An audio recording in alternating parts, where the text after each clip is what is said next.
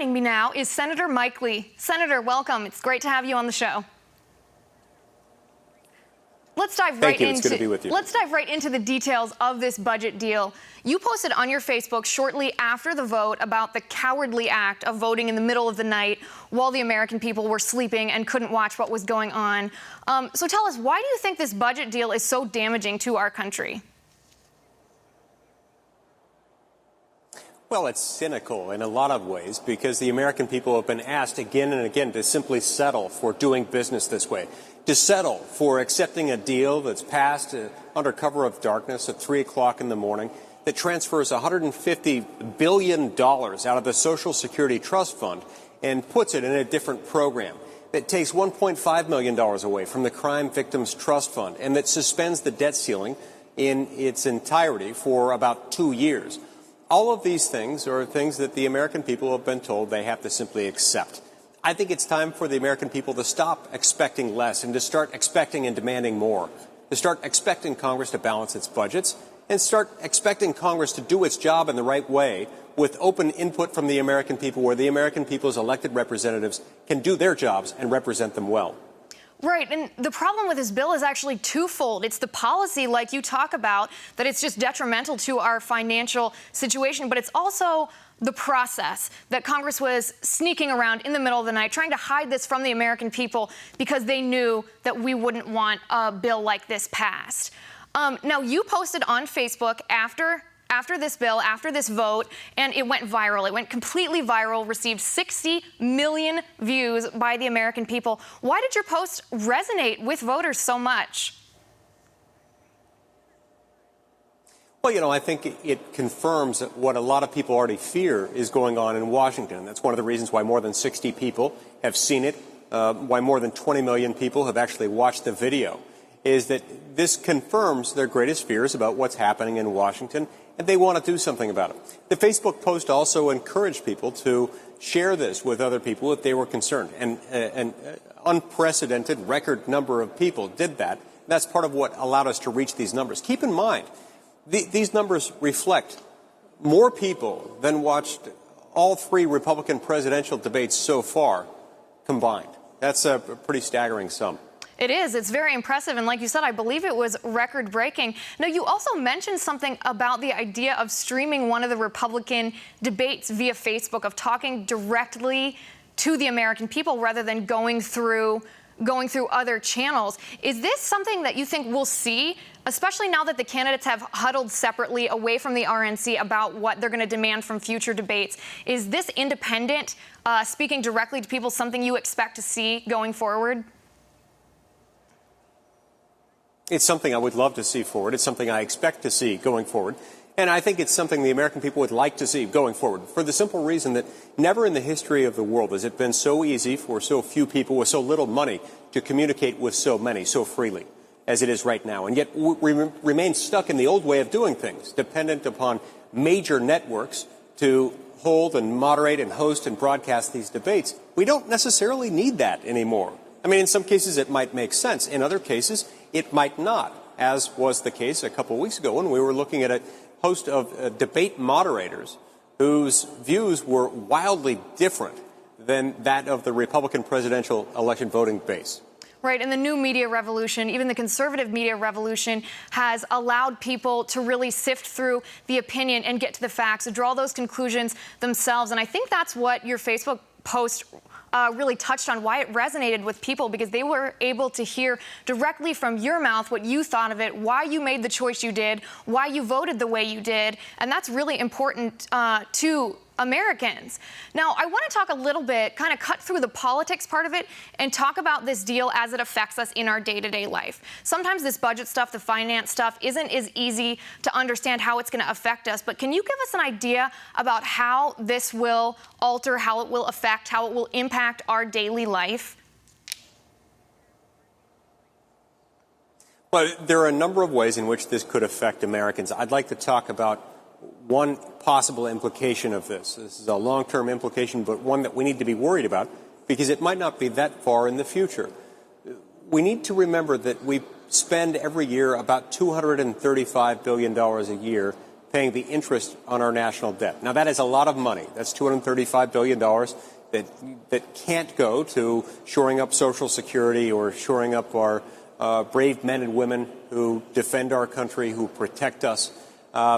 It just has to go to paying the interest on our debt. Now, that it's a necessary cost. We have to make sure that we put the money into that exercise so that we stay current on our obligations.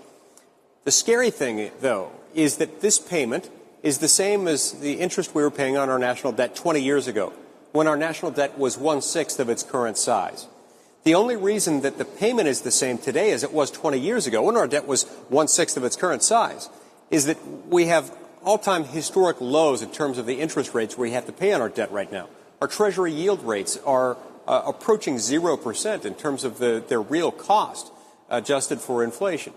As soon as our interest rates return to just their historical average, even assuming there's no rebound above the historical average, within a year or two after that, we'll be spending $1 trillion a year on interest on our national debt, forcing us to come up with nearly an additional $800 billion a year just to pay the interest on our debt, this on top of our deficit.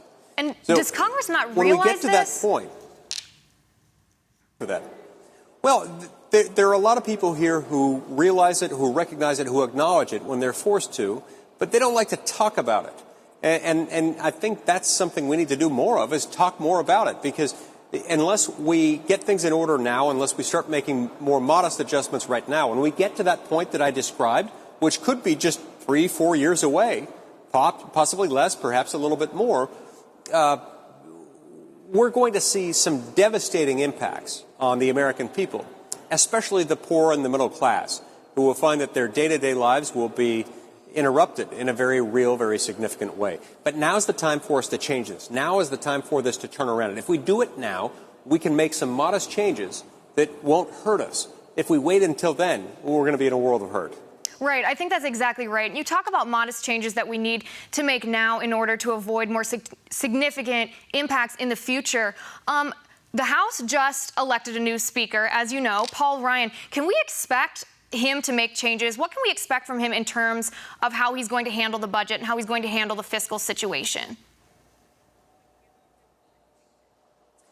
You know, it's difficult to say exactly what policies he's going to pursue, but I do know this. Paul Ryan has made a commitment to members of the House that he's going to run the House differently than it's been run in recent years.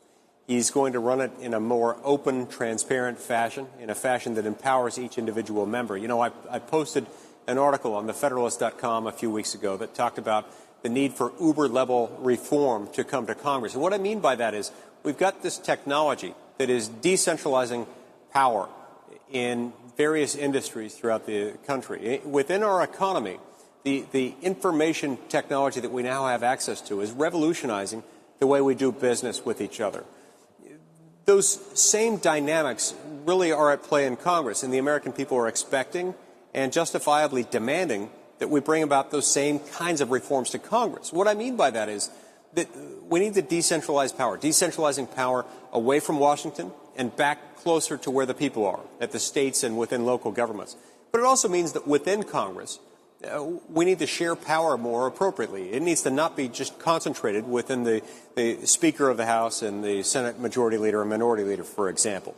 That power needs to be more diffused, because when we diffuse that power, we guarantee that all Americans are more evenly, more appropriately represented by those that they've elected to come and represent them here and give them a voice in our nation's capital.